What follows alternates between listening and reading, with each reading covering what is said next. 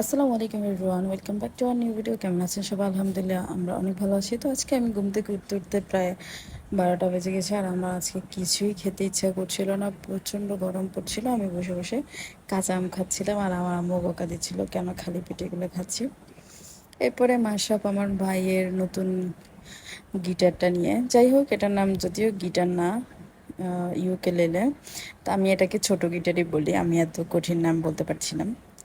তো এটা নিয়ে অনেক দুষ্টুমি করে। অ্যান্ড দেন সন্ধ্যায় আমি আমার মেজো বোন সবার জন্য নুডলস বানায়। এরপর আমরা অনেকক্ষণ আমাদের বারান্দায় বসে বসে আড্ডা দিচ্ছি। এখানে অনেক সুন্দর করে 2টা সিট দেওয়া হয়, আর আজকে অনেক সুন্দর চাঁদের আলো ছিল, খুবই ভালো ওয়েদার ছিল, হালকা হালকা বাতাস ছিল, মোটামুটি ফুল ওয়েদারটা ভীষণ দারুণ ছিল। অ্যান্ড দেন আমরা বিয়েতে সবার মাথায় যে কুলো ধরিয়েছিলাম, ওই কুলার টাকা দিয়ে সবার জন্য খাবার নিয়ে আসা হয়, আর আবার সবাইকে ক্যাশ টাকাও দেওয়া হয়।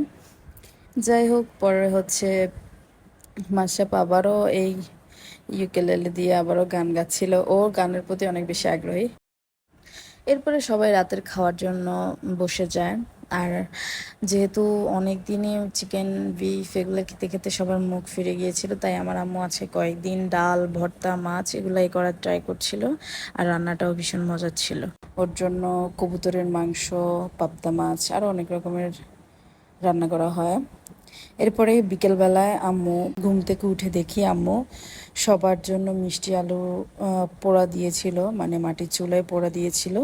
তো সবাই বসে খাচ্ছিল, অ্যান্ড দেন আমরা খাওয়া দাওয়া করে অনেক বছর পর আমি এরকম পোড়া মিষ্টি আলু খাই। যাই হোক, অনেক বেশি মজা। এরপরে আমরা যাই, আমার আব্বুর একটা বাড়ি আছে এইখানে সামনেই, মানে ওখানে গাছ টাছ হালকা পাতলা গাছ লাগানো আছে, আব্বুর কিছু দরকারি জিনিসপত্র রাখা হয় ওখানে। যেহেতু আব্বু ঠিকাদারি কাজ করে, তো ওগুলোর কিছু জিনিসপত্র রাখা হয় ওই বাড়িটা। যেহেতু আমাদের কারো থাকা হয় না বা ওখানে থাকার মতো ব্যবস্থাও নেই, জাস্ট জায়গাটা কিনেছিল। তো মাঝে মধ্যে আমরা এসে দেখি। আমি অনেক বছর, প্রায় 2-3 বছর পরে আসলাম, যদিও বাড়ির কাছে, বাট আমাদের আসা হয় না। তো এই জায়গাটা হচ্ছে আমাদের, এখানে আব্বুর দরকারি জিনিসপত্র কিছু রেখেছিল, আর আমাদের কিছু গাছও আছে, ডাব গাছ, আম গাছ, মোটামুটি অনেক রকমের গাছ আছে। বাট আমরা এখানে কিছুই খেতে পারি না, কারণ যেহেতু একবারে রাস্তার সাথে, মেইন রোডের সাথেই জায়গাটা, তো সব কিছুই মানুষ এসে খেয়ে ফেলে। আর যদিও যেহেতু আমাদের কারো এখানে থাকা হয় না বা ওইভাবে খেয়াল করা হয় না, তাই আর কাউকে ধরাও হয় না কে কে নিয়েছে বা কী করেছে।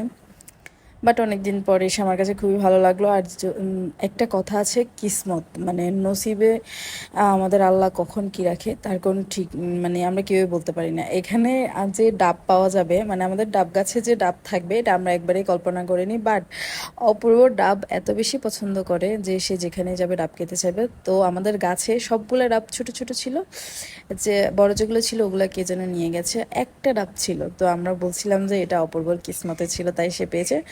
আর অবশ্যই সে একা খায়নি, আমাদের সবাইকে একটু একটু করে দিয়েছে। আর ডাবের পানিটা এত বেশি মিষ্টি ছিল, জাস্ট ওয়াও। এরপরে সন্ধ্যায় সবাই বসে অনেকক্ষণ আড্ডা দিচ্ছিলাম। এখানে আজকেও চাঁদের আলো ছিল, খুবই মিষ্টি একটা ওয়েদার ছিল আজকেও। তো সবাই বসে বসে আমরা এখানে কথা বলছিলাম, গল্প করছিলাম। এখন অবশ্য নাস্তা করা হয় নাই। এরপরে আমি আজকে সবার জন্য গরুর মাংস দিয়ে পাস্তা রান্না করি। তো সবাই খেয়ে বললো যে অনেক মজা হয়েছে। এরপর এটা আমি ছোটোবেলায় অনেক খেতাম, এটার নাম হজমি। অ্যান্ড দেন আমরা যেহেতু আমাদের ওই বাড়িটার থেকে কাঁচা আম নিয়ে আসি, আবার আমার ফুপিও দেয় আমার ভাইয়ের কাছে কাঁচা আম। তো আমি অনেকগুলো আম ভর্তা বানাই, আর সবাই মিলে বসে বসে খাচ্ছিলাম। আসলে আজকে অনেকগুলো আম ছিল, তাই আমাদের তেমন একটা মনও চাচ্ছিল না, তবে খুব বেশি ঝাল দিয়ে বানিয়েছিলাম। সো পুরো ভিডিওটি দেখার জন্য অনেক অনেক থ্যাঙ্কস। আল্লাহ হাফেজ।